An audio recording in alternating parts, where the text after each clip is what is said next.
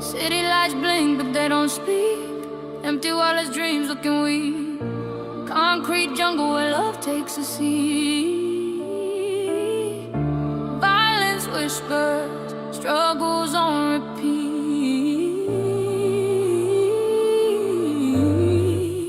This is the life we know. The highs, the lows, the show.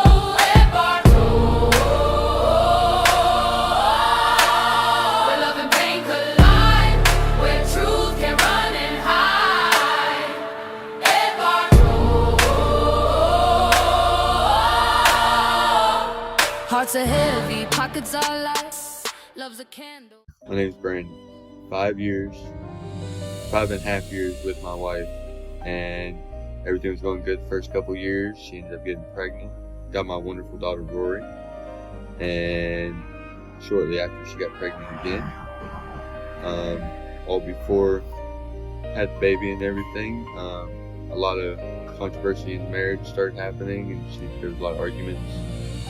So we tried to work through the marriage error with her being pregnant to try to see if, just trying to work through it with the kids.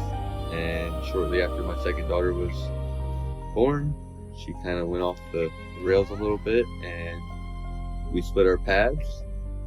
And I started to try to work harder and everything else. A lot of stuff never changed, and it kept affecting me in my everyday life. And it ended up affecting me to make a bad choice at one point where I thought I was cashing a check that was sent to me. Come to find out it was sent for my company. It's in my name for some reason. Boss in front of me about it. So I was like, hey man, let's get that fixed. Take it directly out of my check because I made a mistake. Didn't realize. Well, it went from there. We were all good. Everything's going great.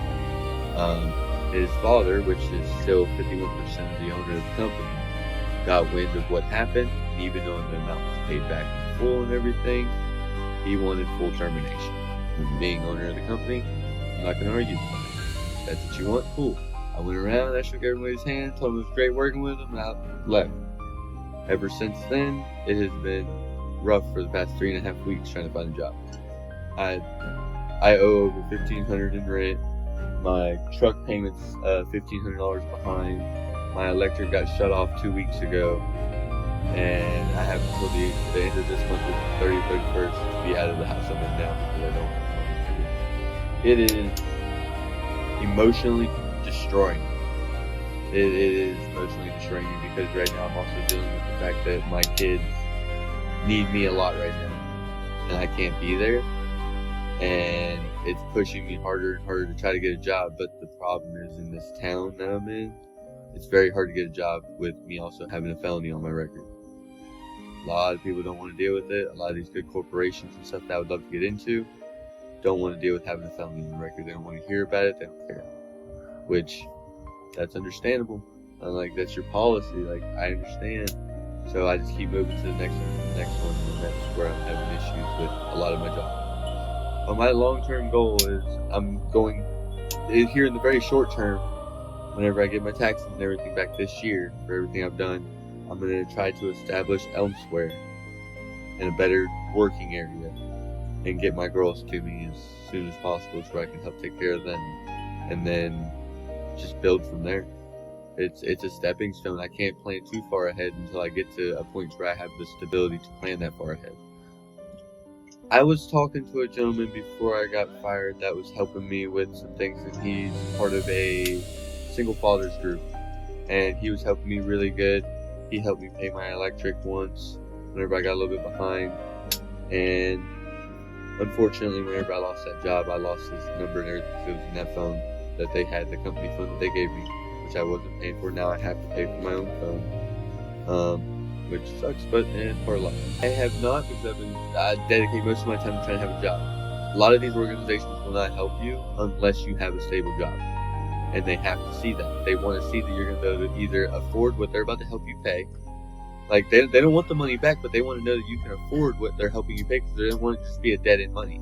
They want to know that their money went somewhere. And a lot of organizations that you have asked for help so many times, they'll just write you off. They won't continue to help you because they're not seeing you progress anywhere. They're steadily helping you. So that being with all the bad steps I've taken in the past year, I'm going to say, because it's been about 6.5 months, 7 months since me and my wife split. It's not easy to or being able to even get a job at that point. And it's not like it was back when I was 20, where you could walk in and face-to-face interview with somebody right there and get a job. Now they want everything done online, which unfortunately I've been in the workforce for over 12 years of not having to deal with doing online applications and everything. I don't know how to do any of that. I'm doing everything by what I learned right now, and it is not easy. And knowing, because there's so many ads that pop up in between, you don't know if you're sending it to the right place for your stuff at all. Right. And you're just hoping. So you call the places. Most of them are like, "Oh, we don't see it." So I know I'm doing something, because I've gotten a couple of people that have said, "Yes, we see your interview. We're just not, or we see your application. We're just not hiring you." I don't even want a handout. I would just enjoy a job so I can work for what I'm getting. Because I'll work. I'll do whatever it is. I have plumbing, I have carpentry, I have framework. I've built houses from the ground up, from doing the slab to building the walls and everything. I just don't mess with electrical. I'm not Sparky. Electrical bites. It bites hard. And I've drilled wells. I've driven rollbacks before. I've managed firehouse subs. Man, never, ever stop trying. Because once you stop trying, that's when you're giving up on yourself. And you don't ever do that. Don't ever let yourself down. You're all you got.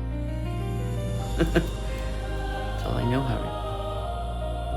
Yeah, I've always tried to, get back where I needed to be. My kids needed me to be. My kids are my driving force for most of my life. I gave my dad my food stamp card because he had my kids. But I always took, X amount, bought the lunch meats, the water, the sandwich bread, whatever I might need to make it through for whatever, And I could always go to my dad and say, "Dad, I need to eat," So, I didn't have it really hard. My choice was not to stay at my dad's. Just my personal choice. Not because he wouldn't open up his house to me, but just because my personal choice was to not be at my dad's, because then I really felt like a failure, because I'm back at home. No, you take care of my kids. I'll go do what I need to take care of to get myself back into a place. And, don't get me wrong. I spent a lot of time at my dad's with my kids. But at the end of the day, I got in my car and I went. I just didn't feel like I needed to be at my dad's house. I didn't feel like I'd be able to accomplish what needed to be accomplished if I was at my dad's. Probably because I'd been pouring more of my time into my kids, which I should be doing. But instead of doing what I needed to be doing by finding a job and securing a place to live, you know what I mean? I would have felt more obligated to take care of just my kids instead of trying to get done what I needed to get done. So, it was one of those things where me and my dad talked about it, and he said, "I know you, and I know if you're here, you're going to focus solely on the kids. So if you choose not to be here, they're fine." And I'm like, because obviously I got 4 little kids. They were, I think Francis was 9. Yeah, so they were still fairly little. The 3 little ones are a lot littler than that. So it's like, I would have been solely focused on them, and getting a job would have been there, but not a priority, because my kids needed me. So that was kind of why I just stayed in my car, because at least then, okay, you're in a very uncomfortable place. You don't want to be here. Let's fix this. It's kind of my mentality. Whereas if I was at my dad's, I'd have, lights, running water, a warm place to sleep. The chances are it's going to take me longer. And I didn't want it to take me longer. I wanted my kids back in my house, not in my dad's. Right. So just did what I had to do. They always are. My kids are what keep me going most of the time. Because I know, yeah, they're grown, but they still my kids. They still come to mom for things. Not having my kids in my house. Most definitely not having my kids around me all the time. Yep. All right. Well, I just hope that in the future, everything's still wonderful for you. You're back in a home now. I am. Your kids seem to be doing well. You seem to be doing well. hopefully we get another interview soon. Hopefully not for being homeless. Right. All right. How's everybody? I hope everybody like and enjoy the show today. I just want to touch on a couple things. See, this guy, he's going through some problems, and he admits what he's done and everything. But it just goes to show you that in life, you can be doing well, you can have everything you think you need and want, and at the blink of an eye, anything can turn around and make you want, make you. Anything can help you lose your sanity, your faith, all that kind of stuff because of the problems that you go through, that we cause each other or sometimes put ourselves into. So the best part about it is just look within yourselves to help yourselves to be able to help other people, because that's what we want to do. We all got to put a foot forward. We all got to try better, do better.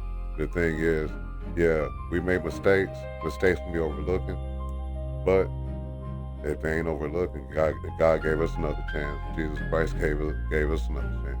Why don't we give somebody else another chance too? Somebody help this dude out, find him a job. I guarantee you he'll probably do well. Just give him a chance because we all have it hard. Later. Why does love